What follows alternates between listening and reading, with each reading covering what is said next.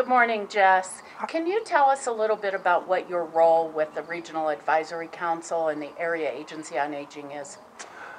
My role is really to bring issues that I hear from people as I'm going about the county to the area agents on aging so that they're aware of what's happening, so that decisions can be made where it's based on evidence rather than what we think people might need.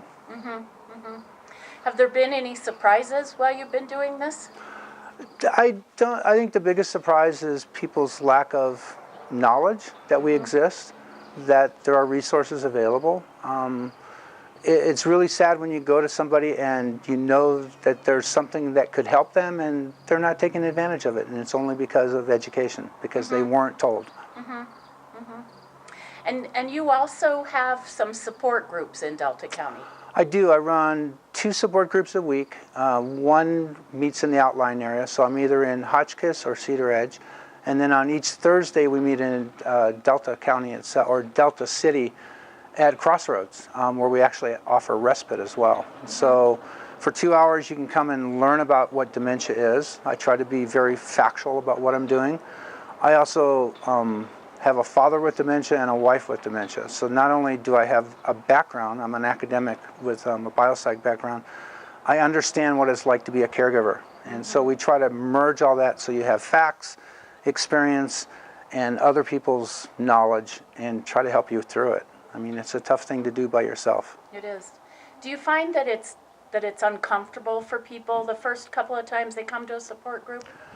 What I typically see is people they'll be upset, their voice will be loud. It's because of the frustration and the fear of not understanding. And then after about 3 sessions of talking to others, that fear begins to subside and you see a calmness come out. That doesn't mean the problem's gone away, it means they have a better understanding of what's happening. Doesn't mean the stress isn't there, but it helps to understand. It's like with all education, if you understand what's happening, it makes it easier to deal with. Knowledge is power. We say Knowledge that all is the power. time. That's We say right. that all the time. Do you find that the support groups create their own internal network to help one another, or do they mostly just get together for the meetings? Actually, there's 2 things that happen. The people exchange numbers, so similar people will end up being support for each other. When they're in a frantic situation, they'll call. I also have a secret Facebook group, so the people in that group only share information within the group. It doesn't go out to the public, but it's a place you can vent.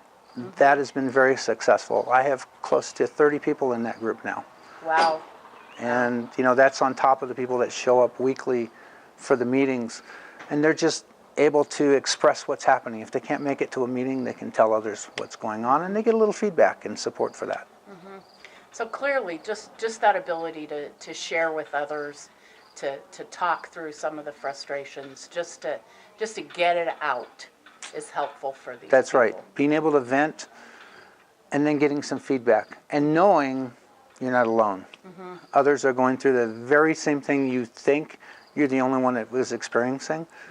Everybody has to do this. Millions of people in the United States are dealing with this every day. I like to think about the fact that 3 times the number of people in Delta County now have that affliction in our state. Over 90,000 people are affected by dementia. It's a huge number. It gives me goosebumps. It really bothers me. And one of the things that Lori's going to be talking about today is, as a society, how can we do a better job of supporting people with dementia and their caregivers? So we're delighted to have Lori here today, and I think she's going to be inspirational while she provides her education to our folks. Is this your first time at the Caregiver Summit? This is actually my 3rd year attending, although in a previous life I attended conferences like this all the time. People think, if you go once, twice, you've got everything. Every time you show up, there's always new information and there's some new resource. There's some new person that you can talk to. So I find going to them always rewarding. Even if I know the speaker and what the speaker's going to say, they will always say something that I didn't hear before, or maybe I missed it. So it's always a good educational experience. Good. Thank you so much for being with us today, Jess. My pleasure.